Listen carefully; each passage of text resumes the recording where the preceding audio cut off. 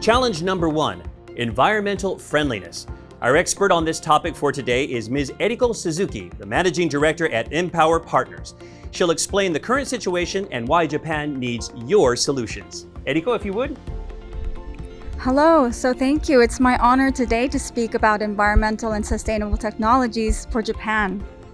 So I have 4 slides for you today, including this very brief introduction about myself. So very briefly, I have 2 sides on this slide, one about myself very quickly again, and then one about my fund, which Justin kindly introduced. So briefly about myself, I'm Eriko Suzuki, and my background has been a combination of finance and venture capital. So I started out in investment banking, and then I went into a drone startup, very lucky for me, and then I ventured into the space of venture capital. And throughout my venture capital career, I have been focusing quite a lot on socially impactful startups at companies such as Mistletoe, Fresco Capital, and now MPower. And here on the left side, I have some investments that I've made in my past career, such as NinjaCart in India, who is doing logistics for the agricultural supply chain in India, Compology in the US, San Francisco-based company who's doing waste management using IoT technologies. And then I have Spire Global, a nanosatellite company, again from San Francisco, also in Claxton, etc. And about myself, at my latest venture capital, MPower Partners, we are integrating ESG into venture capital investing. And I'd love to talk about that more in the next few slides. But as you can see, I've been very passionate about this space of social impact. And as you can imagine, environment and sustainability is a big part of it. So moving on. The next slide hopefully is of interest to you. So I'll be laying out the opportunities and challenges that I see within Japan. And then in the next slide, I'll do an overview about what kind of technologies there already exist in Japan and where you can perhaps step in. So first about the opportunities and challenges. So interestingly, in Japan, we have quite a few monumental opportunities, we believe, that are happening in the environmental space.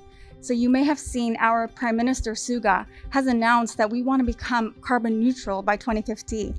So this is a very large goal, as you can imagine, and we need a lot of forces, whether it's from technology or governmental support, from the private side, public side, etc. So we find that a huge opportunity, as you can see on the right-hand side, some types of new energy, clean energy type products.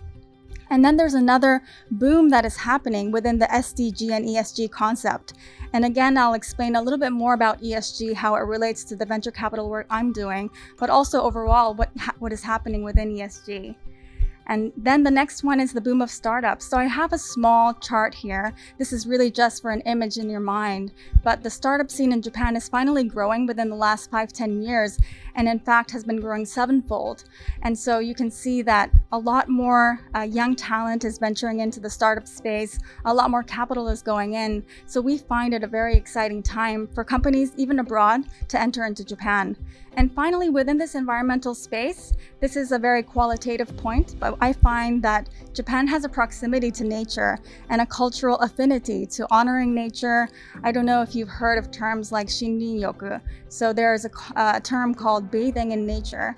And so right now, although the world does need a lot more solutions to make our world sustainable, I think it's been part of our Japanese culture to honor nature, etc. So you'll see some of that in the coming slides. And so those are the opportunities, and I hope you find them exciting.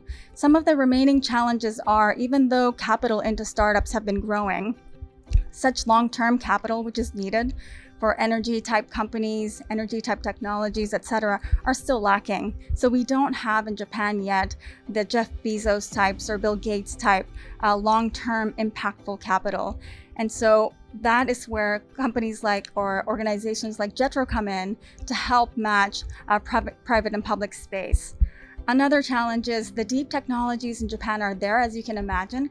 However, commercialization of it is still at a nascent stage. So having companies from abroad coming in and merging these deep technologies and making them more commercial will be very important for us. Another one is diversity in the ecosystem in a very broad sense. So having different people from different disciplines, different genders, different ethnicities will be very important for Japan.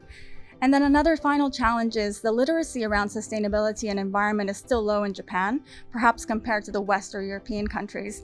So we need a lot more market education. So those are some of the challenges. I'm going to skip over to the overview of what we're seeing in Japan now. So I've broken down into 6 areas how sustainable and environmental technologies are right now in Japan. And if you find a space that you'd like to fill, please do contact us in this program at JETRO. So within the broad sustainability and environmental space, there's food and agriculture, retail type technologies, energy type technologies, and then there's biochemical, bioengineering, synthetic biology, materials companies. Then there's a broad sector again within that called mobility, as you can imagine, and finally waste management. And perhaps you can see it laid out in this page. There are some interesting technologies burgeoning in Japan. However, there's still a lot of gaps to be filled.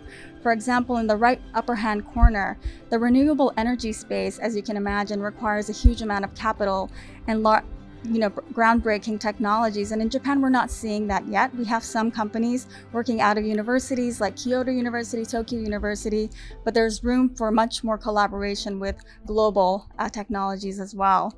Other gaps are in the bottom half corner. However, in the top upper half, such as food and ag tech, we're seeing a lot of great innovation in Japan, which is unique to Japan, whether it's cellular agriculture or IoT for growing rice. So again, if you find any of these spaces interesting to you, do apply to this program and reach out. Thank you. So that was me, Eriko, from MPower Partners. Eriko, thank you very much. Just listening to that presentation right now, it really made me realize that there's so much potential in Japan, but there's still a lot of development that really needs to happen.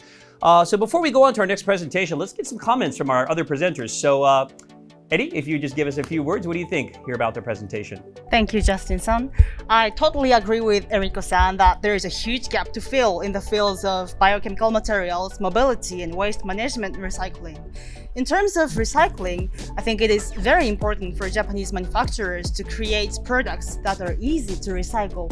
For example, you need to design products that are easy to disassemble or to attach electronic chips to all electrical appliances from the manufacturing stage so that products can be collected and sorted more efficiently. And yes, Japanese companies are in a boom of SDGs and ESG, so there are big opportunities for startups all over the world to improve environmental friendliness of Japan. Thank you. Thank you. Philip, what about you? What do you think listening to the presentation just now? There's a lot of information in there, but yes. What do you think? Yeah, thank you, Eriko, for the presentation, and I completely agree with the comment as well. Gap to fill definitely seems like a key word in terms of where Japan wants to be and is right now. It mentioned there's a lot of boom right now. You see a lot of the people with the SDG badges and a lot of the government agencies and corporates making really grand gestures and statements on how they want to be in terms of where they're at 2030, 2040, 2050 and beyond. But there is still a lot to do in terms of commercializing these businesses. So it is known in Japan. There's a lot of good research, there's a lot of good technology, there's a lot of good initiatives, but it doesn't necessarily transition into business. So I think it really takes a lot of collaboration and partnerships to turn these technologies into actual initiatives and actual movements so that we really can hit these goals that we set. So this is where I think we can really use help from overseas, like startups, to be able to hit those goals.